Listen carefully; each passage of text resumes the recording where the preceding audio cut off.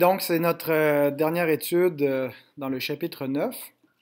La question à laquelle nous tenterons de répondre ce soir. Le chrétien est-il libéré des effets du péché contre son libre arbitre? Voici la réponse courte que je donne à cette réponse. La régénération affranchit d'ores et déjà le croyant du péché, mais ce n'est qu'à la résurrection finale que leur liberté sera complète et parfaite.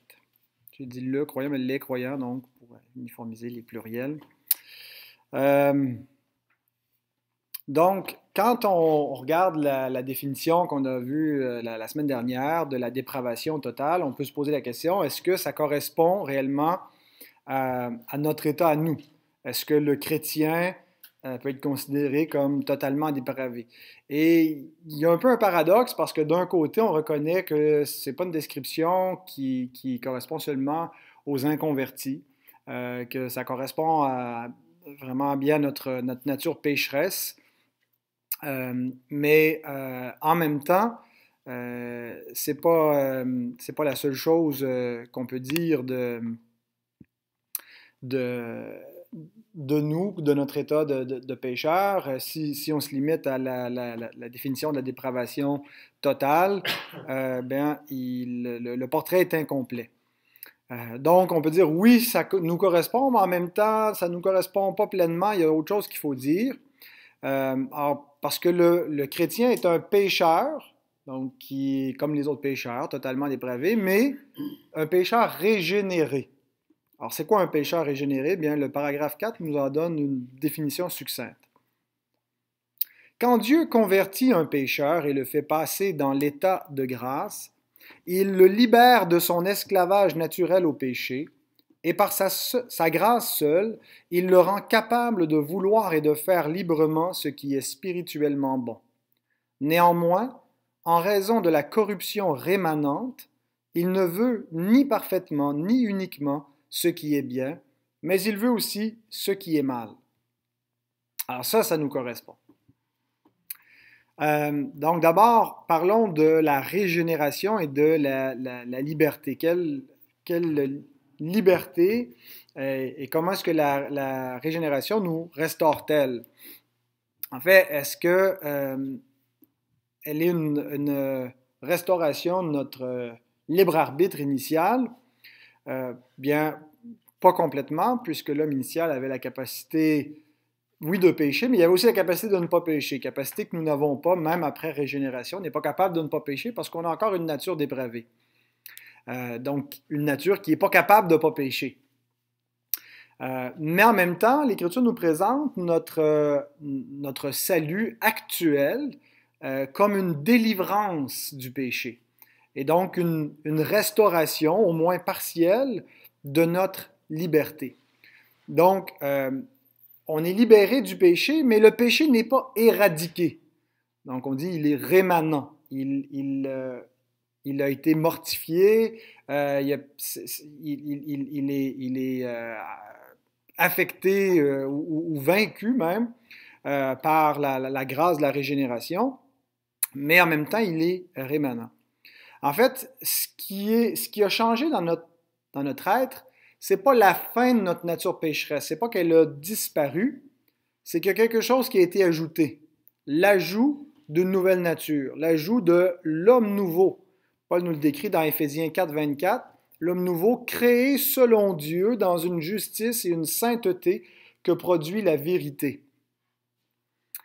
Donc, il y a quelque chose de positif qui a été ajouté à notre condition.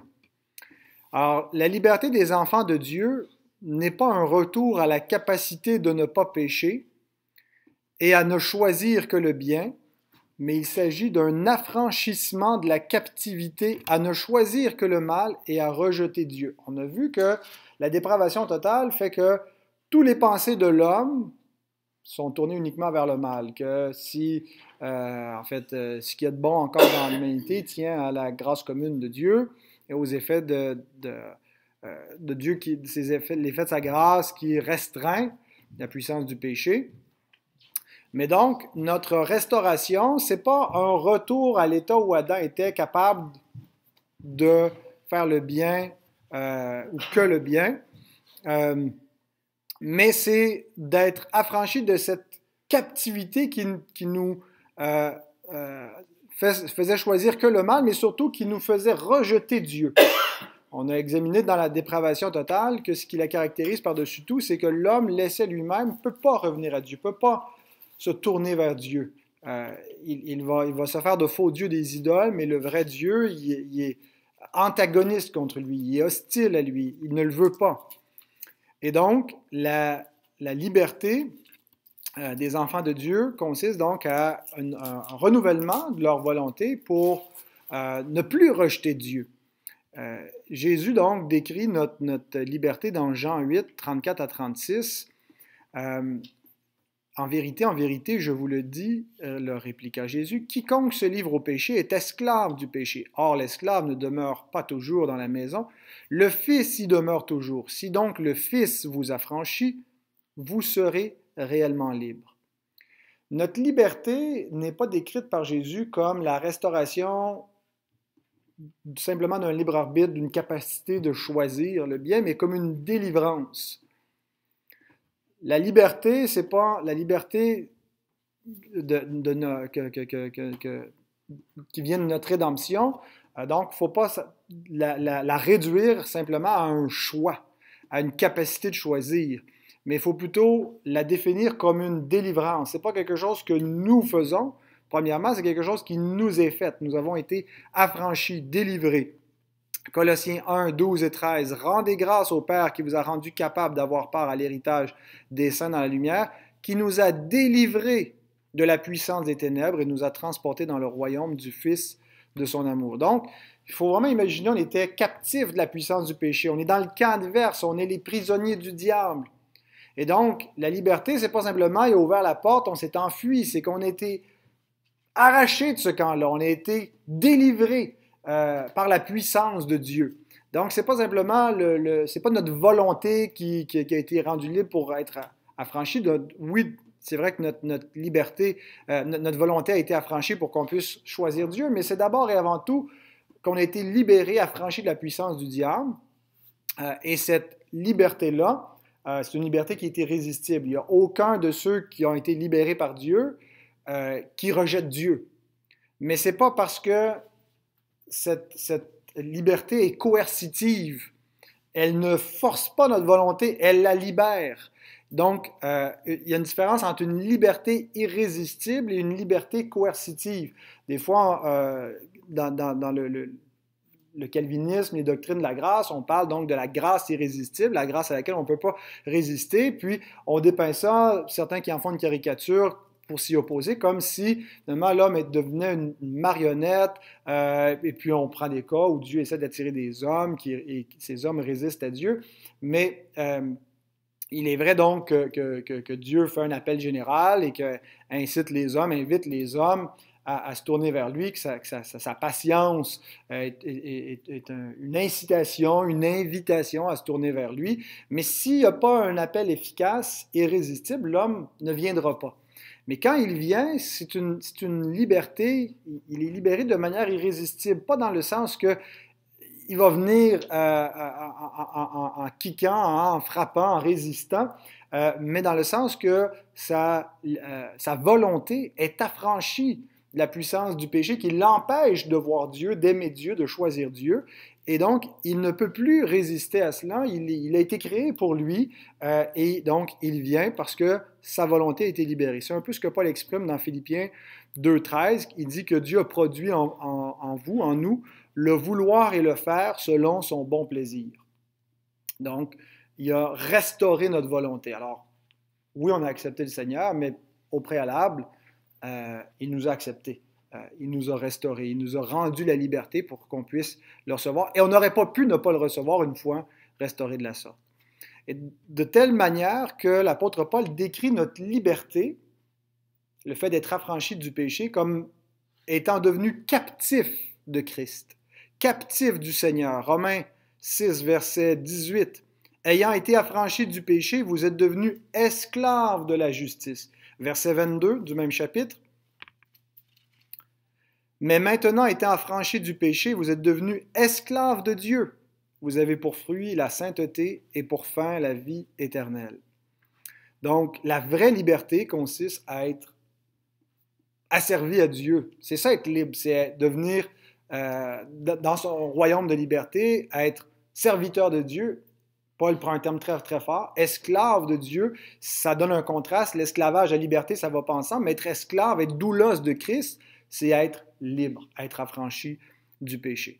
Donc, ça va vraiment au-delà de simple exercice de la volonté, d'un libre arbitre. Et puis, comme Arminius dit ça, que dès que l'Évangile est prêché à quelqu'un, eh bien, il est, par la parole de Dieu, automatiquement, il est régénéré. Et la régénération lui donne la possibilité d'accepter ou de rejeter. C'est ça pour Arminius, la régénération. Et donc, c'est le libre arbitre qui fait que certains sont sauvés et d'autres ne le sont pas. Ce n'est pas du tout ce que l'Écriture présente. Je ne crois pas qu'Arminius lit bien les données de la Bible. C'est vraiment, on est captif, on est libéré malgré nous, mais en fait, on ne s'y oppose pas. Notre volonté est restaurée pour être capable de servir Dieu. C'est une grâce. Maintenant, cette libération-là, cette restauration de notre volonté qui est capable dorénavant d'aimer la justice de Dieu, de prendre plaisir dans sa loi, d'aimer Dieu, qui cesse de rejeter Dieu, qui cesse de vivre pour des idoles ou pour nous-mêmes, eh bien, malgré tout cela, il y a le péché rémanent. Le péché qui demeure présent après une telle restauration, après une telle libération de la puissance du péché, le péché demeure. Et donc, il y a des effets de rémanence. La confession dit, nous ne voulons ni parfaitement, ni uniquement le bien. Avant, nous ne voulions pas du tout le bien selon Dieu. Nous étions opposés à sa loi. Maintenant, nous le voulons. Maintenant, nous aimons Dieu, mais pas parfaitement et pas uniquement, parce que nous voulons aussi le mal. Nous désirons aussi encore ce qui est selon notre ancienne nature. De sorte que notre existence présente est une existence dichotomique, divisée en deux principes, l'affection de la chair, l'affection de l'esprit. Le vieil homme du péché, l'homme nouveau en Jésus-Christ. Et Paul décrit cette condition-là dans Romains 7 en particulier. Il y a d'autres passages d'Écriture où il le dépeint, mais si vous voulez ouvrir dans Romains 7, je vais lire un plus long extrait. Ça va surtout à partir du verset 14 jusqu'à la fin du chapitre, mais on ne lira pas toute la section, mais Romains 7, 14 à 20 sont les versets qui décrivent suffisamment donc cette condition de division, de dichotomie qui existe chez le chrétien. Ouais, séparation en deux principes opposés. On est dichotome. Nous savons en effet que la loi est spirituelle, mais moi, je suis charnel, vendu au péché, car je ne sais pas ce que je fais. Je ne fais point ce que je veux, et je fais ce que je hais. Or, si je fais ce que je ne veux pas, je reconnais par là que la loi est bonne. Et maintenant, ce n'est plus moi qui le fais, mais c'est le péché qui habite en moi. Ce qui est bon, je le sais, n'habite pas en moi, c'est-à-dire dans ma chair. J'ai la volonté, mais non le pouvoir de faire le bien. Car je ne fais pas le bien que je veux et je fais le mal que je ne veux pas. Et si je fais ce que je ne veux pas, ce n'est plus moi qui le fais, c'est le péché qui habite en moi. Certains considèrent que la description de Paul ici, certaines expressions qu'il emploie sont trop fortes pour parler d'un chrétien régénéré, qu'il vient de décrire au chapitre 6, chapitre précédent, comme étant affranchi du péché, esclave de la justice de Dieu, esclave de Dieu. Et là, il le décrit maintenant en disant, moi, je suis charnel, vendu au péché. Donc, certains disent, non, c'est trop fort, ça c'est Paul décrit un incroyant qui essaie d'obéir à Dieu, mais qui n'y arrive pas. Mais l'incroyant ne correspond pas à la description que Paul nous donne ici, qui prend plaisir à la loi de Dieu dans son fort intérieur. L'incroyant ne prend pas plaisir à la loi de Dieu. En fait, les éléments positifs que Paul décrit ici, de son plaisir dans la loi, de son désir d'obéir à Dieu, ne peuvent correspondre qu'à un enfant de Dieu. Maintenant, est-ce que l'expression charnel, vendu au péché est trop forte pour décrire un enfant de Dieu? Paul n'est pas en train de dire ici que il est vendu au péché, il vit dans la plus grande des débauches, il ne peut rien y faire. En fait, il montre quelqu'un qui lutte avec le péché. Mais il décrit sa nature pécheresse en la distinguant de lui-même. Le vrai moi, le vrai Paul, ce qu'il est en train de dire, c'est l'homme nouveau qui est ressuscité. C'est celui qui prend plaisir à la loi de Dieu. C'est celui qui a été ressuscité avec Christ. C'est lui qui va vivre éternellement. Mais en même temps, j'ai ma vieille nature pécheresse qui est là, le vieil homme. Mais lui, il est mort. C'est plus le vrai moi, c'est plus lui qui me contrôle. Il est encore là, il revient. C'est l'effet rémanent du péché, mais c'est plus lui qui me définit. C'est pas ça qui est mon statut devant Dieu. Donc, le vieil homme est mort. L'expression le vieil homme, il l'emploie dans Romains 6, verset 6, sachant que notre vieil homme a été crucifié avec lui. Je pense donc quand il se distingue et qu'il distingue la puissance du péché, quand il dit si je fais ce que je ne veux pas, ce n'est plus moi qui le fais, c'est le péché qui habite en moi. Paul ne veut pas dire que c'est pas de sa faute, que le péché, il ne contrôle pas sa volonté et donc il n'est pas vraiment coupable des péchés actuels qu'il commet. C'est lui qui pêche, c'est encore sa nature pécheresse, mais c'est qu'il n'est plus défini par cette nature-là. Devant Dieu, ce n'est pas ce qui lui donne son statut, ça c'est le vieil homme.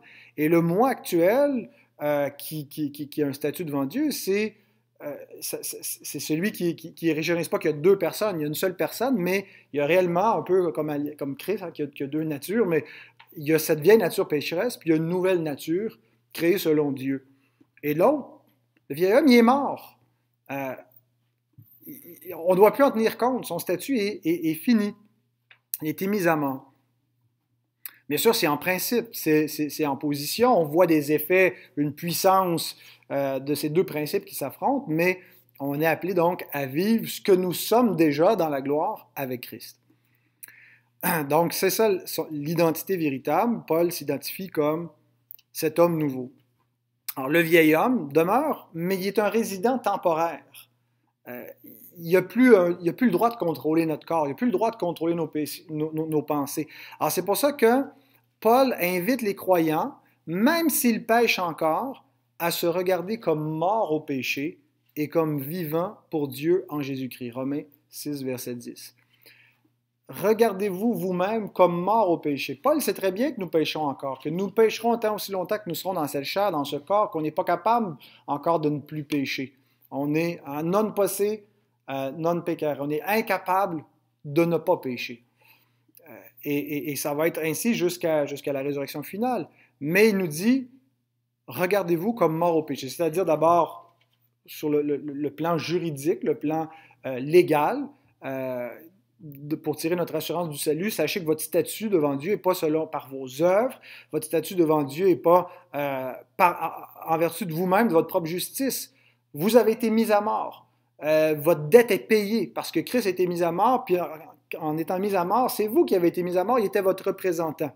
Donc, légalement, considérez-vous comme mort au péché, mais également en pratique, considérez donc que la puissance du péché était mise à mort avec Christ, donc ne servez plus les convoitises du vieil homme. Ignorez, et donc la sanctification doit procéder, suivre notre justification. Et donc, considérez-vous comme vivant pour Dieu en Jésus-Christ. Cet état donc de partage, de division entre le vieil homme et l'homme nouveau, heureusement, ne durera pas tout le temps. C'est un état temporaire. Paul nous laisse entendre vers la fin du passage dans Romains 7, les versets 24 et 25, qui commence par constater son état misérable. Il dit « Misérable que je suis, qui me délivrera du corps de cette mort ?»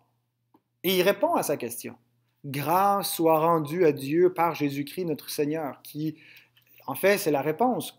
Qui me délivrera? Et donc, il éclate en louange, il éclate en reconnaissance, en adoration, en gratitude envers Dieu par Jésus-Christ qui nous a délivrés du corps de cette mort. Et donc, même déjà en principe, on est glorifié en Christ, en position avec lui assis dans les cieux. Mais donc, c'est en espérance que nous attendons cela.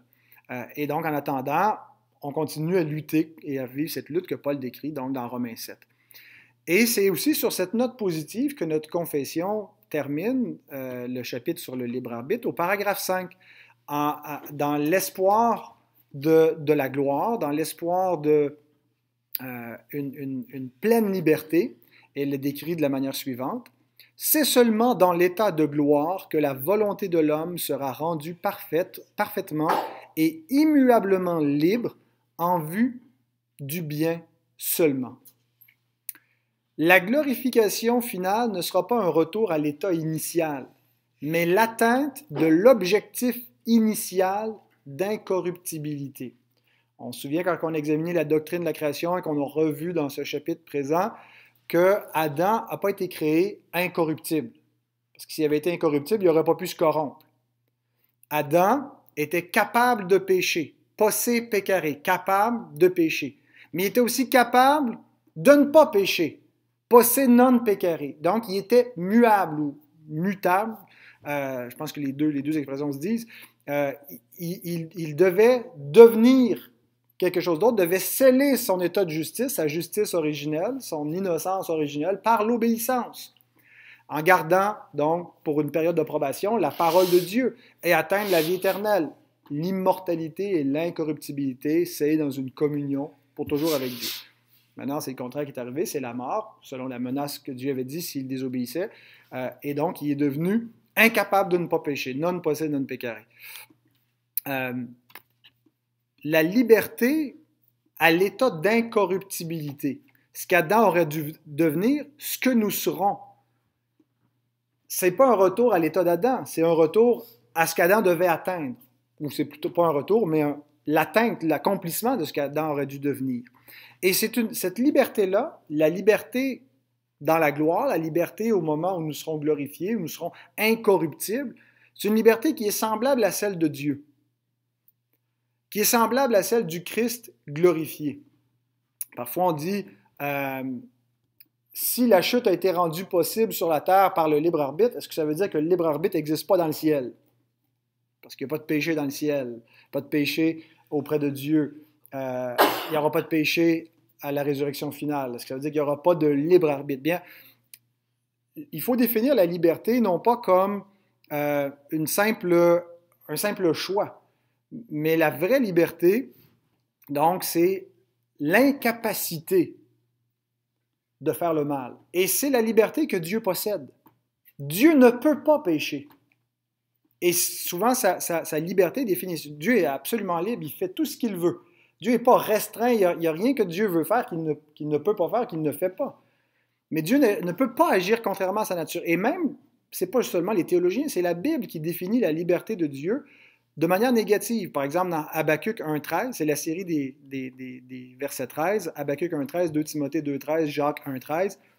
Tes yeux sont trop purs pour voir le mal, et tu ne peux pas regarder l'iniquité. Pourquoi regarderais-tu les perfides et te tairais-tu quand le méchant dévore celui qui est plus juste que lui? Ça ne veut pas dire que Dieu ne voit pas le péché, il le voit trop bien, mais il ne peut pas le tolérer, il ne peut pas subsister en sa face, il ne peut pas être complice du péché, c'est le point. 2 Timothée 2.13 nous dit, si nous sommes infidèles, il demeure fidèle, car il ne peut se renier lui-même. Alors, je pensais que Dieu était omnipotent, il peut tout faire. Ben, il y a quelque chose que Dieu ne peut pas faire, c'est se renier lui-même. Il faut définir l'omnipotence en fonction de ce que Dieu est, selon sa nature, selon ce que Dieu peut faire, selon ce que Dieu veut faire.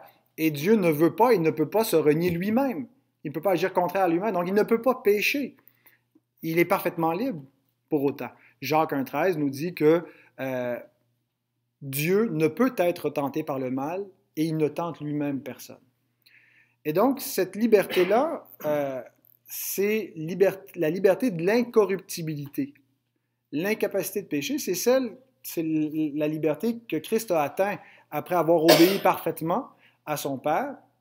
Je crois que Christ n'était pas impeccable, c'est-à-dire incapable de chuter dans sa nature pécheresse avant la glorification. Je crois qu'il l'a atteint par l'obéissance. Je crois que Christ était comme Adam, capable de pécher, capable de ne pas pécher. Dans sa nature humaine, bien sûr, ce qu'il faisait à cause de sa nature divine, il ne pouvait pas pécher, ça aurait été impossible à cause de la nature divine qui gardait la nature humaine, mais c'est dans la nature humaine qu'il accomplit la rédemption. Et Christ, donc, a atteint l'incorruptibilité, l'état de gloire. Il nous est décrit dans Acte 2, dans 1 Corinthiens 15. Il est devenu un esprit vivifiant, c'est-à-dire il a reçu le Saint-Esprit dans sa pleine mesure pour le distribuer à son Église et encore plus ce qui s'en vient à la glorification, ce que Christ va faire par la puissance de l'Esprit que le Père lui a donné pour renouveler toutes choses. On n'a rien vu, on a juste les arts de l'Esprit, on a juste eu un début de renouvellement de notre liberté. Mais tout ça, c'est Christ qui l'a acquis par son obéissance et il a atteint l'incorruptibilité, l'immortalité et notre liberté sera semblable à lui. Donc la liberté finale, c'est l'incapacité de pécher et c'est ça la vraie liberté. Ce n'est pas un choix entre le bien et le mal, c'est l'incorruptibilité éternelle. Et ça sera atteint en un instant, en un clin d'œil, à la dernière trompette. La trompette sonnera et les morts ressusciteront incorruptibles. Et nous serons changés. 1 Corinthiens 15, 52. Ça va arriver par la puissance de Jésus-Christ, Philippiens 3, 21, qui transformera le corps de notre humiliation en le rendant semblable au corps de sa gloire par le pouvoir qu'il a de s'assujettir toutes choses. Et souvent, le corps est présenté dans les textes bibliques comme le siège de notre dépravation, le corps de cette mort, la chair qui est attirée. Mais c'est pas que la chair est mauvaise et que dans l'éternité, nous ne serons pas dans un corps. Quand il dit que la chair et le sang ne peuvent hériter du royaume de Dieu, c'est dans le sens de notre condition actuelle, dépravée, ne peuvent en hériter, mais qu'on va avoir un corps glorifié parce qu'on va avoir un être complètement glorifié. Donc, tout le corps, l'âme et l'esprit, tout l'être entier, donc, seront incorruptibles, semblables à Christ. Et donc, il n'y aura plus jamais de péché, ni aucun effet du péché, la mort et tout ce qui vient avec. Dieu essuiera toute larme de leurs yeux et la mort ne sera plus. Il n'y aura plus ni deuil, ni cri, ni douleur, car les premières choses ont disparu. Apocalypse 21, verset 4. Donc, la liberté ultime n'est pas le choix entre le péché et l'obéissance, mais l'incapacité de désobéir à Dieu, une obéissance heureuse et libre. Et ceux qui ont été affranchis possèdent déjà cette liberté glorieuse sous la forme d'une espérance. Souvenez-vous, Paul décrit la création qui attend avec un ardent désir la révélation des fils de Dieu. Et elle a peur qu'elle va être elle-même affranchie de la servitude, de la corruption, pour avoir part à quoi? À la liberté glorieuse des enfants de Dieu. Ils seront libérés du péché, de sa puissance, de son effet.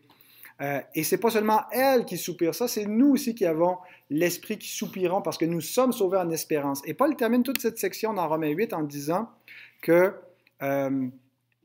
versets 28 et 29, ou plutôt 29 et 30, « Car ceux qu'il a connus d'avance, il les a aussi prédestinés à être semblables à l'image de son Fils, afin que son Fils fût le premier-né entre plusieurs frères.